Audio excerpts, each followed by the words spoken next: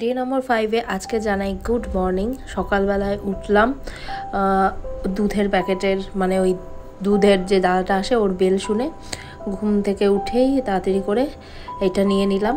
তো ফ্রেশ হয়ে সোজা রান্নাঘরে চলে এসেছি। আজকে সময় খুব কম আর তার সঙ্গে আমার ঠান্ডাটা ভালোই লেগে গেছে।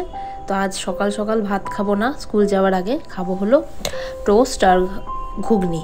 তাই আমিও খাবো, অনির্বাণও খাবে। তাই তাড়াতাড়ি করে মটর সেদ্ধ করে, রাতে ভিজিয়ে রেখেছিলাম মটর, সেদ্ধ করে ঘুগনি বানাচ্ছি। তো এই ঘুগনিটার ওই রাস্তার ধারে যেমন পাতলা টেলটেলা ঘুগনি হয় ওরকম হয়। তো মটর সেদ্ধ করতে দিয়ে মানে ঘুগনিটা হতে হতে আমি সোজা চলে গেলাম ব্যালকনিতে। দেখো ওই পেয়ারা গাছটা দেখেছো কি বড় হয়েছে, এখানে পেয়ারাও হয়েছিল, আমি খেয়েছি একটা পেরে। তো এই দেখো, গাছ না দেখলে তো আমার মন ভালো হয় না। তো এই দেখো, এই কালকে মোরগ ঝুটির ফুলটা একটু বড় হয়েছে, মানে ঝুটিটা একটু বড় হয়েছে। চলো দেখি, মনে হয় হয়ে গেছে। হ্যাঁ, একদম হয়ে গেছে ঘুগনিটা। ধনেপাতা ছড়িয়ে দিয়েছি উপর থেকে। আজকে স্কুল হলো 2টো পর্যন্ত, তাই ভাবলাম লাস্ট ওয়ার্কিং ডে যেহেতু সবাই একটু সেজেগুজেই যাই, তো আমি একটা নতুন জামা পরে যাব। আর আমার আলমারিটা মোটামুটি ঠিকই আছে সাজানো গোছানো। আর ওপরে এরকমভাবে আমি জামা রাখি। আগে শাড়ি ঝুলাতাম, সবাই বারণ করেছিল শাড়ি ঝুলিয়ে রাখতে। তো এই দেখো, আজকে আমি এই কুর্তি লেগিংসটা পরে যাব, খুবই সুন্দর এটা দেখতে। তো এইটা ভেবেছি পরবো, আর তার সঙ্গে ম্যাচিং জুয়েলারিও আছে। সব এইগুলো দেখো গিফট করেছে সব আমাদেরই স্কুলের কলিগরা, তাই এইটাই পরে যাবো ভাবছি। চলো এবার টিফিনটা প্যাক করে নিই। যেহেতু আজ 2টো অবধি স্কুল, তাই ফল নিয়ে যাচ্ছি না, নিয়ে যাচ্ছি রুটি আর বাঁধাকপির তরকারি, যেটাও খেতে ইচ্ছে করছে না। তো আর নিয়ে যাচ্ছি চা, আজকে গলার জন্য খুবই দরকার চাটা।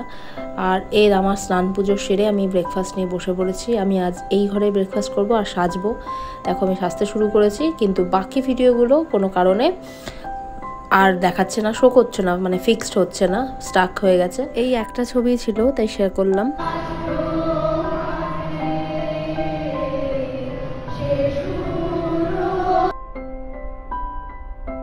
পুজোর আনন্দের সঙ্গেই আজ ফার্স্ট হয়েছি, সেটারও একটা আনন্দ শেয়ার করলাম।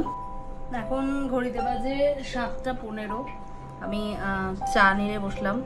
আজকে আরও জ্বর বেড়ে গেছে, গলাটা শুনে বুঝতে পারছো কিনা জানি না, পুরো ঠান্ডা লেগে আজকে পুরো সারা দুপুর জ্বরে কাতরেছি। এখন জ্বরটা ছাড়ছে, ঘাম হচ্ছে, তাই ভাবলাম একটু চা খাই। মানে এত গরম লাগছে এখন, আসলে ঘাম দিয়ে জ্বরটা ছাড়ছে বলে। তো কালকে রাতে বেগুনি করেছিলাম, দেখতেই পাবে। তো ওইটার ব্যাটার ছিল কিছুটা, ওটা দিয়ে বেগুনি, মানে মনে হচ্ছে যে ওই চপ টাইপের খায়, কিন্তু বাইরে বৃষ্টি পড়ছে, তো আমার তো বেরোনোর একদমই সম্ভবই নয়। তাই ভাবলাম বেগুনিটা বানিয়ে মুড়ি, বেগুনি আর চা এই খাচ্ছি। পুরো একটু জ্বরটা কমে গেছে, তাই জন্য এনার্জি পেয়েছি, তাই একটু কিছু কথা শেয়ার করার জন্য আজ একটু ভিডিও করছি। আজ সেভাবে রান্না বান্না নেই, তো মিনি ব্লগে এটাই দিচ্ছি। আমার একটু বলতে পারো আমার থট, যা শিখছি সেই অনুযায়ী, সেই থেকে একটু কিছু জ্ঞানের কথা বলছি। তো আজ দেখলেই যে আজ আমি একটা সার্টিফিকেট পেয়েছি, মানে ফার্স্ট হয়েছি। হিন্দি পাকবাড়া যেটা ছিল সেখানে আমি স্লোগান লিখেছি আর সেখানে ফার্স্ট হয়েছি।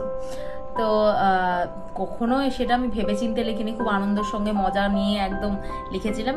ইনস্ট্যান্ট যা মাথায় এসেছিল সেই নিয়ে এঁকে ঠেকে দিয়েছি, কুড়িয়ে কাড়িয়ে রং ফং জোগাড় করে।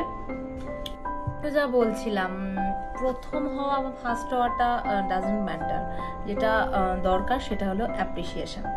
এই আমাদের স্কুলে এটা ভীষণইভাবে প্রিন্সিপাল ম্যাম করেন, কারণ অ্যাপ্রিসিয়েট করলে তোমার এনার্জিটা আরও বেড়ে যাবে।